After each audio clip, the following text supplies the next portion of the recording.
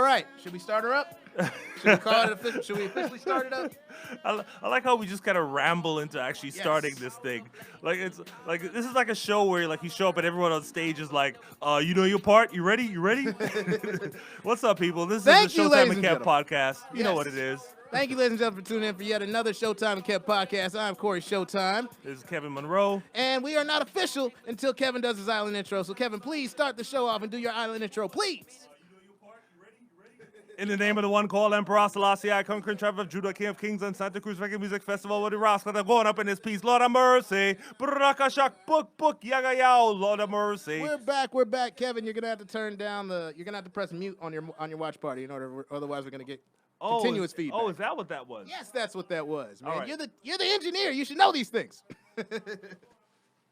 There we go. We appreciate all y'all for tuning in. Giovanni King, G King, Harold Nelson, Chris Wiley, Joe Aceto. We see all y'all. We're trying a new way. We're streaming live from the Showtime and Kevin podcast page, so you can check us out there, and you can also watch the watch party that I'm doing or Kevin's doing. Right, exactly. So we're trying to combine forces, so both people that watch us, both groups of people that watch us can watch us combined, and we're trying to screw up all the audio. Exactly. That's our lives. And I will be sharing this on to Twitch later on, so we'll figure that whole thing out.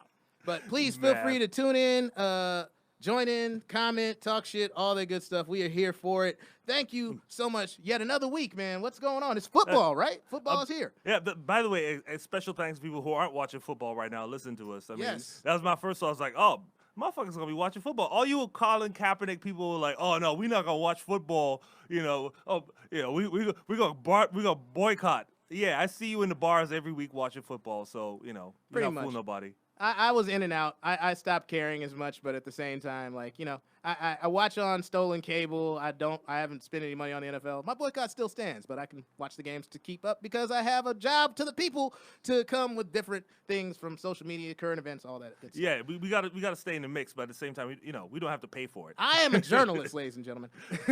Do it for free, basically. And speaking of football, the NFL is in full swing, and Antonio Brown, on all intents and purposes and views, looks like he has lost his goddamn mind. Kevin, what's going on? Well, I mean, anytime you see a brother with a blonde mustache, somebody should pull him over and be like, yo, bro, you good? Just the mustache, though. Yeah. Like, just the mustache. Just the mustache, not the hair, just the mustache. Like, nobody, like Wesley Snipes from Demolition Man, like, but just the mustache. Just the mustache. And he must have a bad circle, because, you have friends. If you have real friends, they'd be like, hey, bro, you good? Yeah, your friends ain't gonna, your real friends ain't gonna let you go out like that. Like, bro, like you're not Hulk Hogan. Yeah. Like, please stop. Like, what was that Cease about, and man? desist. Man, and the petty thing about the Oakland Raiders, though, was they fined him, and I quote, $215,073 and 53 cents. In the cents too? 53 cents, though. Wow, they made sure 53 cents. they made sure you had to have everything right on that check too. That's crazy. Like, come on, like, who finds somebody and adds like 53 cents on it, though? I don't know. What is that 53 cents for? Like, That's 53 cents of petty. That's just petty. that is very petty. That's Petty Pendergrass. That's Tom Petty and the Heartbreaks. That's petty. That's Bishop Petty Long. I mean, come on. And they voided his contract too. But here's the crazy thing though. Like, he called his boss a cracker. And he got technically not a raise, like he didn't get any more money, but he got a better job. Now he's picked up by the Patriots, which is what they do. Like, if you pitch a big enough bitch, the Patriots will pick you up, and then you have to act right, but you'll win a Super Bowl. Right. So, black people, if you're listening to this, call your boss a cracker, you'll get a raise. No, you won't. No, you absolutely won't. That doesn't work in any other realm. The views expressed by Kevin Munroe are his alone. This Monday, go to work and call your boss a cracker, and then boom, 10,000 extra. It's not. We have a test case. It worked once. Yeah, just this once though. Like, and it's funny because there must be something in the water in Pittsburgh, because Le'Veon Bell held out all last year to get away from Pittsburgh. Now he's on the Jets, and he's, for all intents and purposes, he seems to be back to normal. There's no more craziness at the gym or any kind of weird stuff on Instagram. But Antonio Brown, like, this dude puts all his business in the street. Like, I post a lot of shit to Facebook. Like, anybody that's watching this knows I post a lot of shit to Facebook. This dude is on Instagram, Facebook, Twitter all day, every day with all the, like, he's breaking more news than Adam Schefter. Yeah, he has his own videos and all that. But just to answer that question, like, I've been to Pittsburgh. I've been to Pittsburgh comedy, the Burning Bridges Comedy Festival in Pittsburgh. Shout out to The Burning Bridges Comedy Festival. Yeah, but to black people in that whole state, there's Pittsburgh and there's Philadelphia. They're two different worlds in Pennsylvania. They're just two, and I could see how that could break a brother down. By the way, I just want to ask, how is it calling your coach a cracker not ESPN's top 10 play of the day? Like, and getting another job within 24 hours. How is that not one of the greatest plays of the day? Like Stephen A. Smith can't call Max Kellerman a cracker and still be on the show. Right? Exactly. Like that should be top 10. After the high school kid that ran 100 yards for a touchdown, whatever. Number one, Antonio Brown calls a white man a cracker. That just shows how good it is to be white in America. Like a racial slur comes out, nobody cares. Like it doesn't bother anybody. The next dude gets a new job. Fine. At least top 100. Come on, guys. Yeah. You can do better. By the way, and of course, was anyone surprised that the Patriots picked him up? Not at all. I mean, Bill Belichick really is Suge Knight. Like he's just their tight end shot somebody to death. Right. And they actually had 2 murders if you count the one that got him out of prison. Right. Yeah. Okay. So the one that was actually set up. Yeah. But I mean, this dude, he's just like, oh yeah, They had Randy Moss when he was in his diva stages. Yeah, exactly. They thought Randy Moss was a headache, right? The Vikings were like, get rid of this guy, and they brought him in Super Bowl.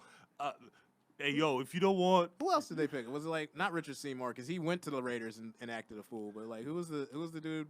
They picked up somebody else that was in trouble. No, LeGarrette Blount. Dude socked somebody in the face. He got drafted, and then he started to, he was in the league for a little bit, and then he got to the Patriots. Yeah, I mean, the cornerback that they called a dirty player. I forget his name right now. I should have written it down. But yeah, you should have. Yeah, 3-time Super Bowl winner. I mean, like Bill Belichick really is Suge Knight. He looks for thugs. He looks for and he's just like, I can reform him. I can clean him up. If you don't want your coach all up in your video. Oh, I forgot about Josh Gordon. They got Josh Gordon off the weed. How did they do it? Yeah. How did they get Josh Gordon off the weed? Bill That's Belichick amazing. is Suge Knight. I'm telling you. He must be Suge Knight. He's hanging niggas off balconies like, you gonna play good, right? Like, I don't know what he's doing. Man. He's reformed more wayward players than rehab. It's impressive. Like going to the Patriots might actually turn your whole life around. Not just your career, your whole life around. Right. Yeah, it could. And by the way, the people who are like, oh, Antonio Brown is a racist or whatever. Well, okay, if he hates white people, why is he going to New England? Oh, if you think he hates white people now, wait till about week 4. If you don't like white people, you go to Boston. If you think Antonio Brown doesn't like white people now, wait till the end of this season. Right. A few missed catches in Boston, boy. He's gonna hear everything.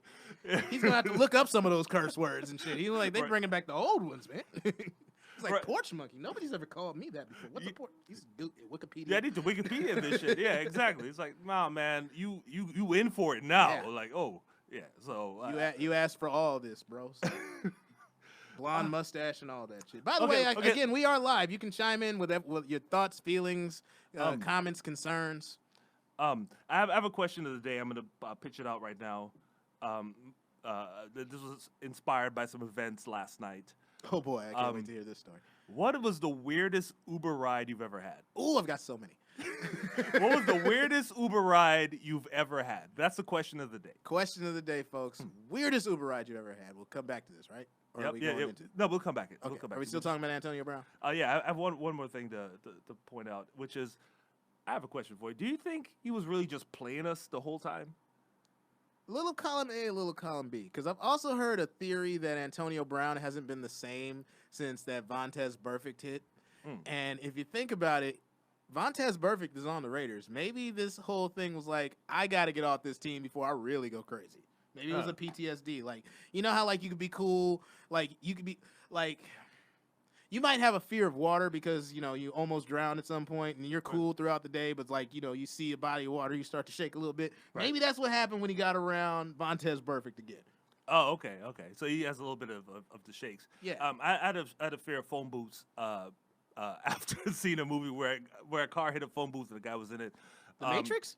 No, not the Matrix. I wish it was that recent. No. It was a much earlier movie. I forgot what the movie was, but 5,000 mystical bonus points to anyone that can give me the definition of the phobia of phone booths. Like, what's phone booth phobia? What's the actual clinical term for that? I know it exists. Well, phone booths don't exist anymore, so it doesn't even matter. Yes, they do. No, they don't. Okay, the only phone booths that exist is the squat rack at the 24-hour fitness I go to, where dudes are like sitting there, like reading their phones. That went differently than I thought it would. That's interesting. That's a nice. That is a new phone booth. Yeah, they pissed me off. I'm like, it's not a phone booth. And I they're saw like, a phone booth, not out here in L.A., but I forgot where I was driving to. It was probably on the road, and I was thinking, like, if you ever see anyone in there using it, they're definitely a drug dealer. Oh yeah. Like, no one actually uses payphones anymore, except maybe when you lose your phone at the airport. Yeah, they don't exist. I mean, yeah, if you're in there, you're either a drug dealer or you're Superman. Like, there's only two choices. Maybe he's Superman. How can you judge him? I always wonder, why does Superman get dressed in a phone booth? They're clear. They're transparent. Like, what the fuck? Who can't see you? But then again, if your only disguise is a suit and a hat and glasses, then then you might as well get dressed in a phone booth. Yeah, because people clearly can't see. So that's the universe you live in. That's why DC sucks. So let's get into Dave Chappelle latest special, Sticks and Stones. Let's get into that. Did we talk about that in the last podcast at all? No. Okay, we didn't touch it. All right. So what did you feel about it? I thought like the opening gambit was hilarious, the Anthony Bourdain stuff, but I also thought like the transgender stuff was kind of cheap, and it didn't really go anywhere. Okay, so I was like, I mean, I respect what he's saying, and I believe that you can make fun of anybody, but you got to have a point. You just can't be like ha ha ha. That guy's gay. Ha ha ha. Move on. Like what's the point? Like, what are you doing? I think the point was that it was funny. I don't think that he was trying to make any point about transgenders. I think in fact, if you watched the epilogue at the end where he's talking to transgender, she was cool about the fact that hey, if you're joking about us, that at least makes it normal. You know what I mean? To where it's like we shouldn't have to be such a taboo to where everybody's afraid to be walking on eggshells. Like if you can joke about it, then it's just like everyday thing. Yeah. You bring people into that was not. I get your argument for it. I get her argument for it. But I think overall, not to cut you off, but I think overall the whole thing was fucking great. And I get why people are upset, but it's more. I think the reason more people are upset is more because of the call out culture. Because Dave Chappelle hasn't changed shit since he started. This is exactly who he's been. Right. Yeah. He's been dropping these kind of gems, for a while. But I mean, the whole idea that somehow, I just think the quality of the jokes that he was aiming for with that group was just not up to par. Like the Michael Jackson jokes, those were, the Macaulay Culkin. You didn't like the bit about everybody being in the car and the whole thing? I thought that was funny because that actually went somewhere. That had a whole long 5-minute arc to it. Yeah, but the whole... So to say it's cheap, I was like, well, it's a lot of cheap jokes together that he called back to, so it's like, there's a lot of comics that can't do a callback, bro. Yeah, I know. I mean, the whole thing in the car thing was okay. I mean, he was calling out different groups, but then at the end, it was always the transgender person was getting punched, and he didn't explain why. It was like nobody likes you, and he didn't explain why. But he was saying it as the gay person, as the bi person, as the trans. Yeah, but that's what I thought was funny because it's like it wasn't like he just picked on them. He talked about everybody. Yeah, which is kind of our job. But he talked about everybody, but he gave everybody their space. But when he talked about transgender people, it was like, oh, nobody likes you. Like that was, the collective group. I thought that was the bias because they were just like, oh, I'll fuck anybody in this car, and they're like, ugh, right. Yeah, I don't know. I just felt like that needs more work. Like, and he's done this like in his last 2 or 3 specials where he's just kind of brought this up, and it's like, to what end? Well, I kind of get it just because as a guy, like. I'm about as liberal, well, not as liberal as you can get. I'm pretty left, but I'm all for everybody's right to exist and be happy. I'm not trying to do anything to impose on you living your life. Right. But you have every right to live your life whatever way you feel, and I have every right to think that's kind of weird, and move on. I feel there's a big butt coming here. No. I said I have every right to feel like it's like people. Kevin, nobody ever says that. Nobody ever says that and goes and. They always say but. I said and, but here's what I'm saying. It's like when you I'm sure, hell, you might have dated a few like hippie chicks that don't wear shoes and shit like that. Right. That's kind of weird, right? It's not it's not Yeah, in it's the not norm. normal. Yeah, it's not in the norm. It's not. It's something you might be like, you know what I mean? That's the thing. Like, it's okay to look at transgenders and be like, Right. like it's not like it doesn't have to be your cup of tea. You right. feel me? Oh yeah, absolutely. Yeah, you don't need to like wave the flag or whatever. If it's not your thing, it's not your thing. Yeah. But the problem is, it's not like people go, oh, that's a transgender person. That's not me. They go, oh, it's a transgender person. I must kill them. Yeah. And that's the problem. And here, check it out on the flip side. A recent story about Malik Yoba, the black detective from New York Oh, Undercover. yeah, I heard that. New York Undercover he's guy. like, that's my thing. I love transgenders. I love like I guess they call them she-males. Like, remember, like something you always used to run across in porn back in the day. Right. It was like, oh, she got a dick. Like, is it not something you always used to run across? I said you. But anyway, like Malik Yoba, that's Really? totally into it. He is totally into like the whole that's his thing. And of course, the internet has destroyed this man. Right. well, he hasn't worked since New York since the '90s anyway. Much, Like, or Cool Runnings. Yeah, exactly. So it doesn't matter. He's like, fuck it. This is what I'm about. Yeah. But yeah, the internet got in his ass. Black Twitter. Black Twitter dropped bombs on him. Yes. And of Ground course, and pound on Malik Yoba. of course, the first joke that came out. Well, of course, it's New York Undercover. Exactly. And I was when like, I posted really? that, like, let's get this low-hanging fruit out of the way Yeah, already. this is. Come on, dog. Like this, you gonna start with that? Really? The fact that he's a celebrity is what makes it funny. The subject matter by itself, who gives a shit? But the fact that it's him is what makes it kind of that's interesting. Right.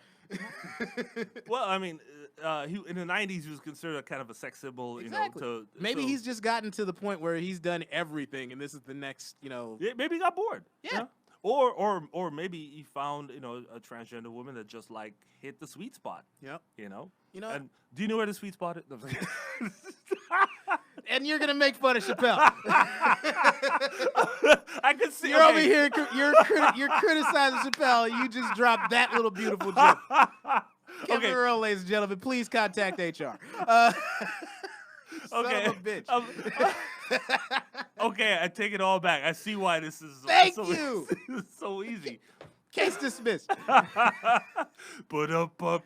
You know what my favorite bit was from Chappelle was and the thing about like I'm for and against guns. I fired them, used them.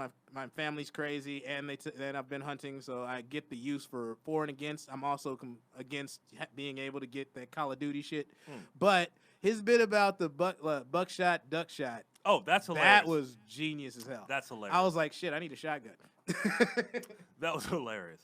I mean, so yeah, so through and through. I mean, the guy's thorough, Very. And I mean, watching that special was like watching Floyd Mayweather box. Now, and I think that analogy is actually better than I think it is because you may not like him as a person, but watching the art, like the dude didn't get hit. He didn't take a punch. The dude, it was poetry in motion. It was beautiful. Yeah, I mean, and all the arcs are beautiful, and he ended, with the call back to the beginning. Exactly. And so I mean, you can't. That's unimpeachable. And I think. But because people only take sound bites and, they go on Twitter and they said, oh, Dave Chappelle said transgender, like people blew up about that. They didn't even watch it, to see it. And this is not one of those, well, you got to take it in context arguments, but it sort of is. Like, you really have to watch it and see what he's talking about. The thing I don't like about it is that the parts where he was just kind of punching at them, he's like, I can't stop making fun of these people, It was like, That's the juvenile part. That's like the 6-year-old in you that's like that just thinks it's funny. You know, right? What I mean? Exactly. That I get. I get that part. And that's the part I don't and like. And he was admitting that though. He's like, I just can't stop making jokes about these motherfuckers. But if he had said after that, look, this just shows that even me as a responsible adult that can write jokes still has this juvenile part of me going, ha ha. If he had said that, that would help. But the fact that he didn't, it just opens it up for the dummies out there to go, well, Chappelle said it. So you remember that guy in the office that tried to do Chris Rock's Black People versus Niggas? Ooh, yeah. That's dear white kind people, do not. Yeah, that's the kind of thing that opens up to. If I can't come in the office and call you a cracker, you're not going to go and do that bit. Well, I will call him because apparently that gives you a raise. So wow. Kevin Munroe, ladies and gentlemen. So here's the thing about how people reacted to that Dave Chappelle special. So if you go on Rotten Tomatoes and you look up his his ratings versus Hannah Gadsby. So Hannah Gadsby's Nanette, which was another thing that a lot of comics talked about, got 100% review from critics, 30% audience score. Yep. Whereas Sticks and Stones got a 23% critics review, 99% audience score. I think it's actually gone up to 100. It might have. Since I wrote this last night, it might have gone up. Yeah. So that goes to show you like the difference between what critics think comedy should be and what people really want. Exactly. You know, and I like Nanette. I mean, I really do. I mean, it's not a comedy special. Mm-hmm. I mean, the first half is a comedy special. The second half is a retirement.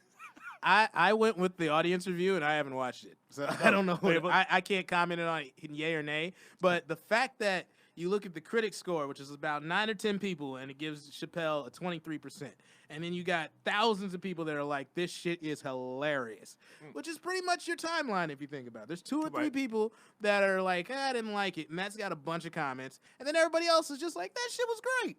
Right? Yeah, that's pretty much how that works. So I mean, it's hard to look at that and go, oh, well, you critics know what you're talking about. You don't. I mean, the second half of Nanette is basically a one-woman show where she says she's quitting comedy because of these reasons, right? There's almost no laughter in it. There's nothing. And seems like from the reviews, it seems like she quit comedy in the middle of that special. Yeah, it felt like that. Like minute 35, I'm like, is this still a comedy special? Are you having a meltdown on stage? Like what? You good? You good?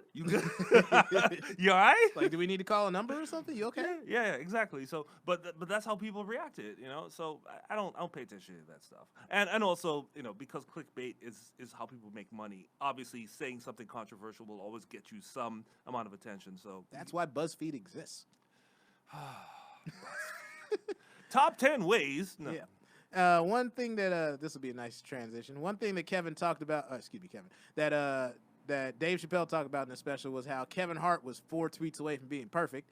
And we have a subject on Kevin Hart, don't we?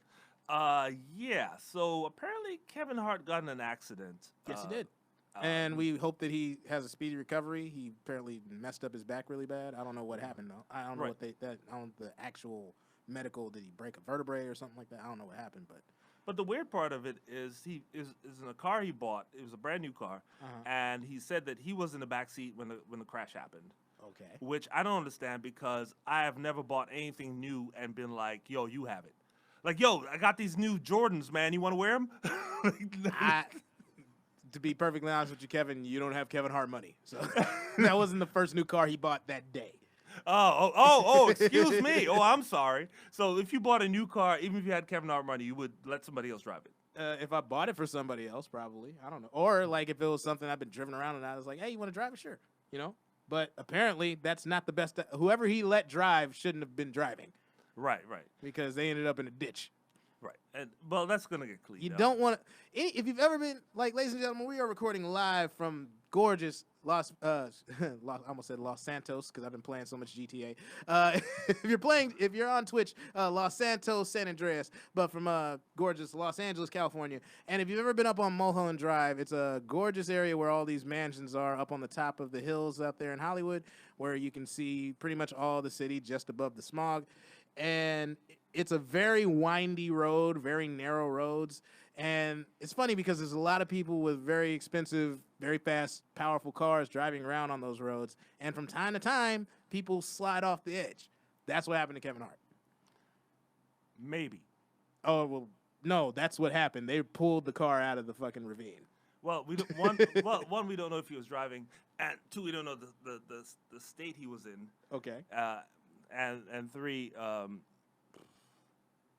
I don't know. I mean, people get high, they get drunk. I mean, definitely, especially up there. Yeah. So why are we making money if we can't do that? Right. So I mean, and my thought is like the fact that this happened and there's no charges or anything is a little bit suspicious. But I guess if you have who's pressing charges? Like Kevin's paying for everything. Yeah, if you have $100 million, I guess stuff just goes away. Kevin's right? like, hey, I'm not tripping off the car. I'm not tripping off the medical bills, man. Everybody's alive. I don't give a shit. Like, man, I'm glad he's okay, Kevin. Like, why are you kind of? I just get, well, I mean, I mean, I had a conversation with another comic about Kevin Hart, and I was like, if your ambition is to be in a stadium doing comedy, then I don't know why you're doing comedy. Like, you should do something else. Like, that's not comedy, you know? Okay, but like, should your ambition not be to like? Should you not? Should you avoid that? If somebody else, I mean, I don't care how good I get at comedy. I don't want to do it in the stadium. That's bizarre. Like, what kind of person wants to do? You know, I mean, like, you want to do comedy in a stadium? Yeah. Really? I want 90,000 people that want to see me tell jokes to pay for that shit. I don't want to get to the point where 90,000 people think what I'm doing is funny. That's bizarre to me. Okay. We have two very different things. Hopefully, we get way past 90,000 people on this, on this podcast. Let me look right now. Thank you. Oh, you know what? Yeah, let's quit right now. This is bad. We have 10 people. I don't want that. Look at Kevin over here just hoping for us to not be prosperous in life. I'm not gonna put a ceiling on it, man. I'm doing this because I love it. We started this in my fucking living room, man. I'm not tripping. Right. But if it can get to like superstardom level, I'm not gonna stop that shit. Let it ride. All right. I mean that's okay. Let's put it this way. If that happens, I'm cool with that. But that's not my ambition. I agree. If you start out with saying I want to do comedy in a stadium, there's something wrong with you. Like, I feel you. know. But there's a lot of people that start off, and I'm not saying this is right or wrong, but there's a lot of people that start off comedy thinking I could be Eddie Murphy, I could sell out a stadium. You never know. I'm not saying they're gonna last or anything like that. You gotta really love this shit because you are going to do a lot of shows for free. You're gonna do a lot of shows where you gotta sleep in your car. There's a whole lot to this game that does not make sense. Right. But if you're lucky, you can get to the point to where you're selling out a football stadium because people like what you do. Yeah, that's possible. But I don't think that's comedy though. Yeah. I mean, comedy is a more intimate thing. You know, like you need That's why Chappelle does it in the belly room every now and again. Right. The biggest it should be, I think, is a theater. Yeah. Like you got like 1,000, 2,000 people, then that's enough to really read the room and do it. I mean, but if the demand is beyond, like, if you're trying to sell out a theater, you got to do 90 fucking shows to get that stadium. All right. I mean, okay, if it comes to that, if 90,000 people want to see you, that means they got to make 90 trips to that 1,000 seat stadium or 1,000 seat theater. Yeah. Which that's fine with me. If you're that funny, you can't control how many people want to come see you. Except for the fact you can't hold, like, the venue can't hold it. So the best thing for you to do is get a bigger venue. All right, yeah, I mean, fine. Have you ever been to, like, the Shoreline Amphitheater? Yeah. When they had those comedy shows? I have. You see how hard that is? It is difficult, but it still works. Like, I've been way up there on the grass where you can't see, where the dude you're watching is a speck, but that's why they have those big-ass projection screens. Nah, that's not. I mean, for me, like the aesthetic of comedy. I get what you're saying. I get it. That's not for me. I love the fact that is the ability. I love the fact that there's that, like, you don't have to limit yourself to a stadium. Like you can have a special that's fucking amazing in the belly room. You know what I mean? Right. But at the same time, that special is gonna go out to way more people than who was in the belly room. Yeah. Whether you like it or not. Yeah, you transmit it. I mean, Maria Bamford had a special in her living room with her parents. Exactly. You know, so it's an intimate thing, but there's still like Maria Bamford has the draw to sell out a weekend, you know, in any city in America. That's true. So that like in that weekend, like if that's a 200 seat or 300 seat comedy club, then she's probably gonna get over like 5,000 people. Yeah, that'll work for her. Yeah. Meanwhile, my draw are women I find on OkCupid. I'm kidding. I'm totally Kevin, kidding. I'm starting to think that your bitterness is the reason why you don't want to make it to a higher level. I'm thinking with my whole heart here, like everything could go great. You're like, I hope it doesn't. I just want all these OkCupid and, you know, like, hello. Like, well, plenty of bitches showing up. Who is this plenty of fish? Oh my God, what are you, a psychopath? Like, and OkCupid's much better. Okay, like, who the hell are you judging? Why don't you get on J-Date while you're at it? J-Date, if you're listening to this right now. Hey, I'll get you a girl with money. I was totally kidding. All right, let's move on, please. Yes, before I get myself in further trouble. I was enjoying it, though. There's a bigger topic I want to get to, which, you know, it's going to be fun for you. But I just want to point out this small thing. NFL cancer research. It's going to be October, and they're going to do all the, like, pink gloves and the pink, all that stuff. I thought that was just for breast cancer. Yeah, well, it's cancer. Like they care more about the boobs on the women that are being beaten than the women being beaten. than the faces of the women. Damn shame. Like if NFL could have like research for like for face bruises, like instead of breast cancer, like maybe that'd violence. Let's prioritize here, NFL. Most of your players are anyway. Yeah. But the thing is, like, most of the money that that goes to that breast cancer research, like, does not go to breast cancer research. It goes to the manufacturers of the gloves. It goes to all the people that thing. That sounds about right. The NFL gets a huge cut, and then like they said estimated about maybe 7 to 15% of the money ever gets to breast cancer research. Damn. Yeah. So it's a scam, and it should be on its face because. Like all the scientists who are like doing breast cancer research, they're already at universities that are endowed. I mean, they're already getting paid. There's no scientists out there going, man, I got the cure for breast cancer. I just need $25 more. I'm pretty sure the scientists at those universities are D1 universities. Yeah. So the players that are playing football, they're actually funding their research. Yeah, exactly. Like all the major, like Johns Hopkins University, Harvard. Duke. All those guys, they're getting money from. So this, like, we're giving money to breast cancer. People go, oh, here's money for breast cancer. Well, do you really think that scientists would find breast cancer faster if there was more money? I thought they just wore pink. I didn't know like people were like. I figured they wanted people to donate, but I never really paid attention to like, you can donate here at such and such. You know. But what's the point of the donation? That's what I'm getting. It's just going back to the NFL. It's not going to breast cancer research. I agree. Yeah, and even if it was, it's not going to get breast cancer solved faster. You know what else? You know what else? The scientists are just going, I need more money, dog. Well, they are probably, but this is they're not getting it. That's not how science works. It doesn't get faster if you give it more money. Well, what's crazy about the NFL is that's how they're kind of designed all around. Like look at the troops. Like every time they do something like where they roll out the flag with the Marines, or they have like that cute thing when they bring up some family of a Marine and then like, oh wait, he's the mascot. That little surprise. The Pentagon pays for that. Yeah. The military pays for all that. Yeah. The flyovers and all that shit. That's bullshit. Yep. No, it's not. It's good marketing. It's great marketing, but it's also still bullshit. Like the NFL should do that. The NFL pays no taxes, so why are they getting paid for that? Because they're gangster. Pretty much. Gangster. It's FIFA, but in the United States, so the money's bigger. Right. So whenever you look at like Manchester United and their scandals in the UK, like, oh, tut, they're taking Saudi money. Mm-hmm. Yeah, you know what? Look at our shit. Yeah. But they have a great product. I'm not gonna lie. It hurt me to my soul to have to boycott for as long as I did. It was fucking awful. Well, just wait till that was it XFL's coming out? No, I'm good. Dog, I want to see the XFL. You're not gonna fool me twice, Vince McMahon. It's gonna be like a 50-yard field. They're gonna be throwing a Nerf football. It's gonna be bear traps at the 25-yard line. Half the players are white. More than half. More than half the players are white. It's gonna be so bad. There's gonna be snakes and ladders. I think the XFL should just lean all the way into it. You know what I'm saying? Like, oh wait, you popped out? Can you press the button on that for me? We lost our feed for a second. Press the blue button.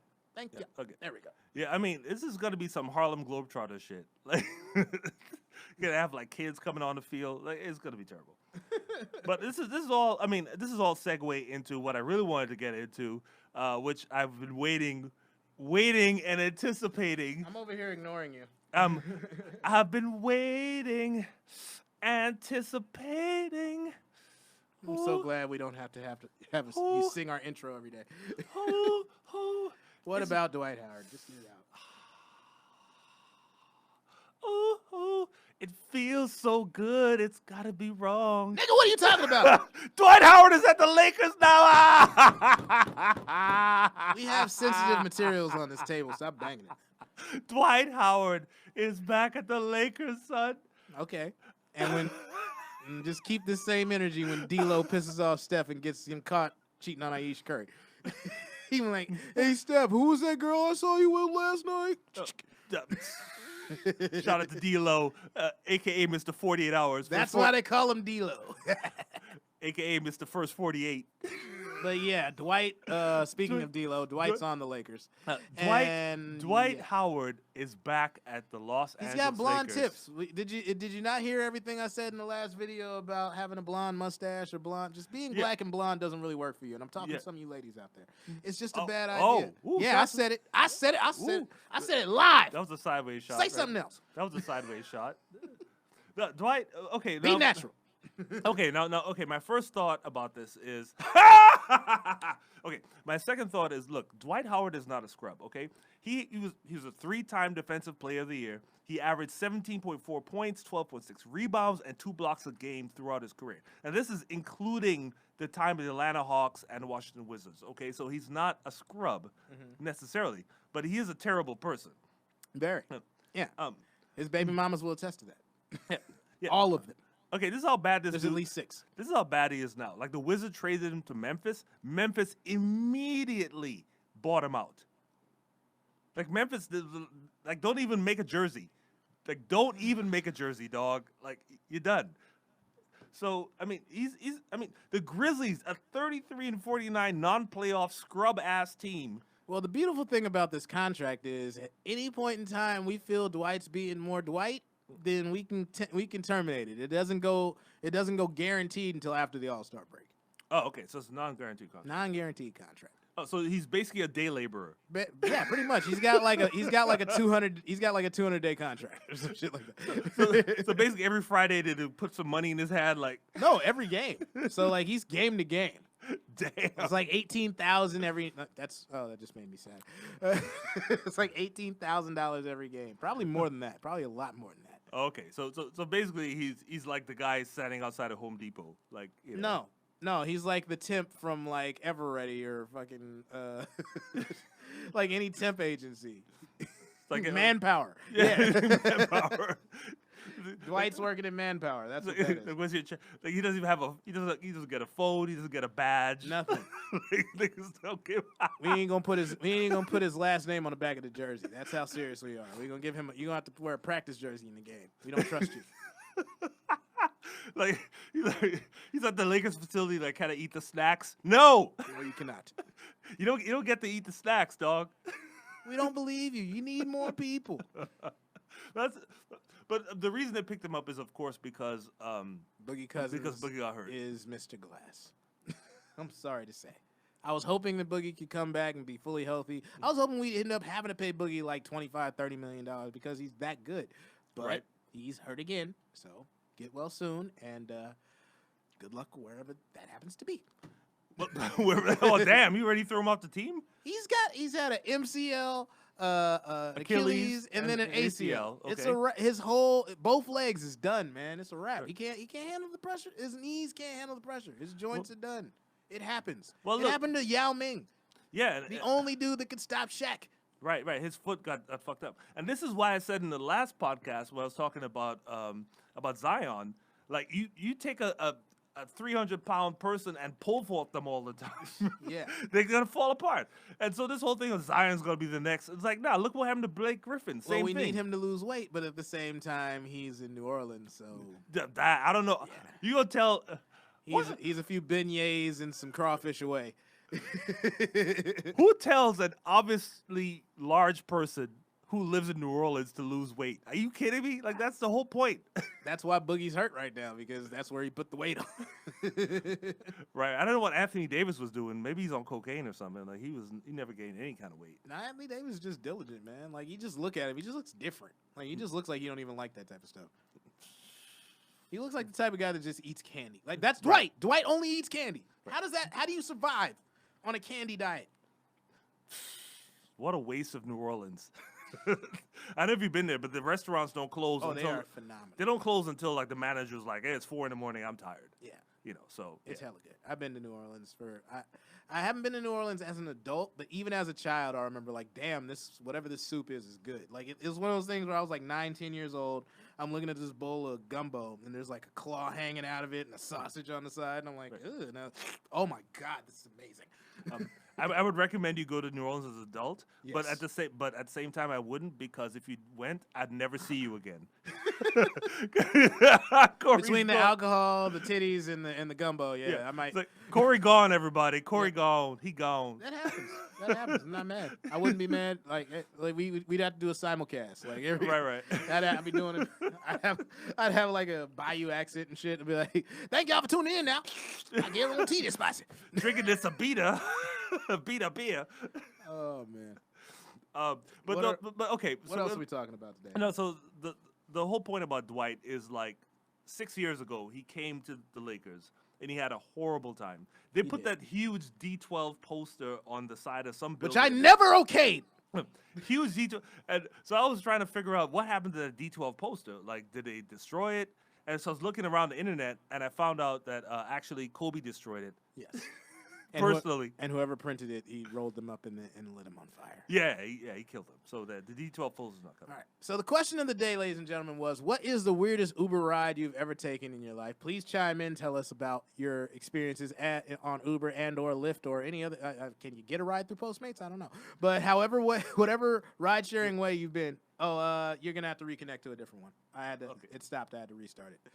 But the question of the day, what is the weirdest Uber ride you've ever taken? And I'm gonna wait for Kevin to get his shit together before we get back into it. But how go back to the page. Get out of that. Go back to the page. Jeez. Go to the next one. It stopped. Remember, I had to restart. What you say, Sonny? How this work? You really are seeming like you're that much older. Go down. How do you go back up? Go back up. Right there. That one. There we go. Start the watch party. Okay, there we go. We're back on Kevin's feed. My feed's been continuing, even though nobody else is paying attention because we're unprofessional. But well, you're the one that decided to do this. I know. This George Jetson shit, man. Start the thing already. look. Oh, start. Oh. Well, okay, all right, here we go. Oh, hey, everybody. Thank you, Gran Torino. So, what is the weirdest Uber ride you've ever taken, Kevin? So last night kind of is up there. This guy picked me up to take me to the El Rey, Julio, and get in the car. He's completely silent. There's no music playing, and there's this smell in the car, and I was like, is this marijuana? And then I started quite marijuana, and I started hearing this rattling. And I look in the back of the car, and there's these canisters all over the place. And I was like, oh, that's chemicals. It's like this chemical smell. So I don't know if it's like paint cleaner or something, but it's really chemical. It was his main job that he had in the back seat or something. Yeah, but it's some kind of like weird chemical. But it's so weird to have all those canisters rattling around with all this liquid that smelled like some kind of gas. So you might have been riding in a bomb, is what you're worried. Exactly. I'm like, well, he's like, well, shit. Before I blow up the federal building, might as well get some money, right? Like, you know, he's like, I'm gonna be driving that way anyway. Yeah. Might as well get some money. And I was like, I need to get the fuck out of this ride right now. Like this, he ain't saying shit. There's no music, and he's just very serious. And all this gas smell coming in. Okay, that's different. I expected it to be a little more. I didn't expect it to be as toxic as that. I expected it to be a little more like crazy. Well, I mean, yeah, that was definitely one of the weirdest ones. Yeah. I mean, I've had ones where like the female driver was trying to tell me about how like some of these Uber drivers are actually like prostitutes too, and what they do is they pick dudes up and they drop them off, and they just spend an extra 10 minutes at the drop off before they bail out. That sounds like an excellent service, to be honest with you. It's like, how do you give more than 5 stars? I mean, I think Uber's probably going to crack down on that when they're seeing these $300 and $400 and $500 tips. Game recognized game though. Like they use the system, and the thing is like even if they get like pulled over or whatever, they're legitimate Uber drivers. So you can't be like, oh, what are you doing at that dude's house? You just gotta turn off the dash cam. Yo, that's the thing now, man. Actually, the dash cam is what protects them, because if you're just having sex for money, you're a prostitute, and that's illegal. But if you're recording a pornographic video, you're an artist, and that's totally fine. Yeah. You're good to go. Game recognized game. Salute. to people that have figured out how to beat the system. That would be my weirdest Uber ride If you would have expected it. Yeah, even if I was, it would still be like, hey, man. But, Oh, how about you? What you got? Well, I drove Uber for 2 years out here in LA, so I got to narrow it down. The weirdest thing that this is one I use on stage, but like I paraphrase it on stage, but here's what actually happened.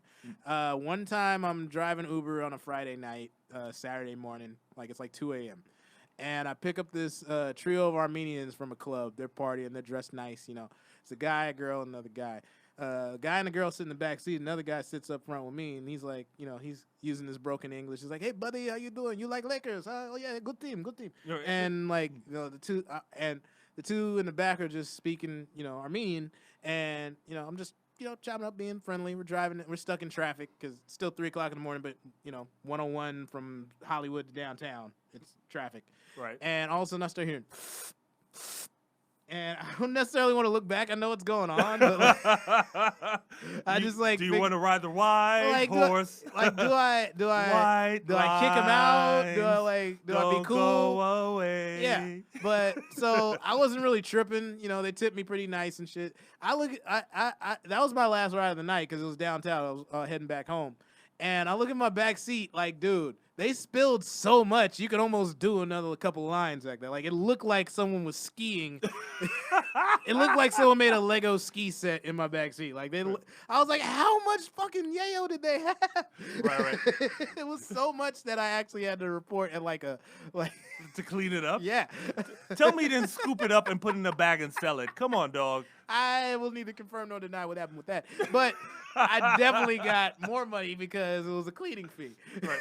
And you could tell what it was because it wasn't just like, if it was like baking soda or sugar or some shit like that. No, this thing was shimmering in the light. As soon as I opened the door, it was like, God damn. Also, it was good yayo. It wasn't that brown shit. Oh, okay. Nah, like as soon as I turned the lights on, it was like blinding me. I was like, okay, this is a reflective powder.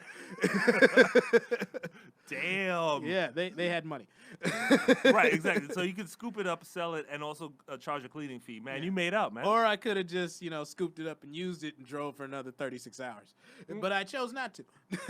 Because drugs are bad, ladies and gentlemen. Yes, kid. All the children who are listening to this program. But all the children under 5. But here's a couple honorable mentions. I picked up a couple famous people on accident. Kaiser, the recording artist, Kid from Kid and Play, Shang Tsung, and Ava DuVernay. Oh, okay, yeah. Okay. I see Kid all the time, dude. Yeah, he's a comic. Yeah, but I see him like at the Sofitel Hotel in Beverly Hills. I see him like all over the place, just living his life. He lives out here. He's out here doing his thing. That's awesome though. So Shang Tsung from I don't know what his actual name is, but like that's the easiest way for me to describe the guy from the movie Mortal Kombat. Yeah. Okay. That's you don't need a name. Like fuck your real name, dude. Yeah. If you're Shang Tsung from Mortal Kombat, that's how I said. I'm like, you're Shang Tsung. Yeah. You don't need a real name. Like why would you go back to your real name if everybody knows you're Shang Tsung? Exactly. Finish him. That dude hates Trump. Oh my God, that was hilarious. Like I didn't even ask. He was just like, he was looking at his phone. He was like, oh, this fucking orange piece of shit. Really? Yeah. Probably because he's not from America. I think he's Chinese, so he's like, you know. Right. He's like, this motherfucker's making it harder for me to make money. I didn't even bring up Sharpie Gate. Like this week in Trump. Oh fuck. Yeah, we almost got to the end of this without even getting into that shit. But this motherfucker. Okay, so you know what the fuck happened, right?